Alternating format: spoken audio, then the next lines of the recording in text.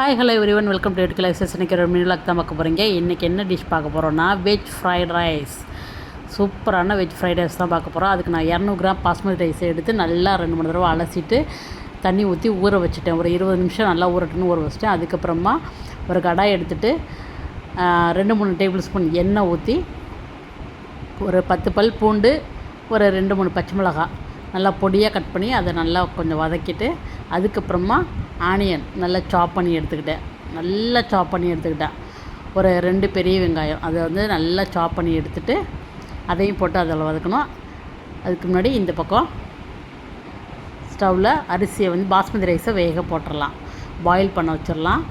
தேவையான அளவு தண்ணி ஊற்றிட்டு உப்பு கொஞ்சமாக போட்டுட்டு ஒரு 2 டீஸ்பூன் எண்ணெய் ஊற்றினோன்னா தான் அந்த சாதம் வந்து ஒட்டாமல் வரும்.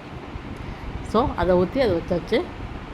அதுக்கப்புறமா இந்த பக்கம் பீன்ஸ், கேரட், முட்டைக்கோஸ் 3 நல்லா சாப் பண்ணி வச்சுருக்கேன்.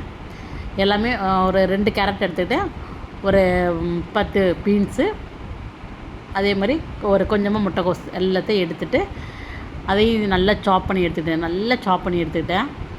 கொஞ்சம் பெருசாக இருந்தாலும் வேகிறதுக்கு லேட்டாகும், ஒரு மாதிரி இருக்காதுல, அதனால் நல்லா வேகம் விடக்கூடாது. உப்பு போட்டு இந்த மாதிரி நல்லா வதக்கி எடுத்துக்கணும். இந்த பக்கம் பாஸ்மதி ரைஸ் வந்துடுச்சு. இப்போ அதை நல்லா வடித்து எடுத்துட்டு நல்லா ஜில் தண்ணியை ஊற்றி மறுபடியும் அதை தண்ணி வடிச்சிட்டு வச்சிடணும், ஆற வச்சுட்டேன். அதுக்கப்புறமா இந்த பக்கம் காய் வந்து ஒரு 60% வெந்துருச்சு. அதுக்கு மேலே வேக விடக்கூடாது. அந்த நெரிச்சின்னு இருக்கணும், நல்லா கிறிஸ்ப்னஸ் இருக்கணும் அந்த சாப்பிடும்போது. அதான் ஃப்ரைட் ரைஸ்க்கு உள்ள டேஸ்ட்டே.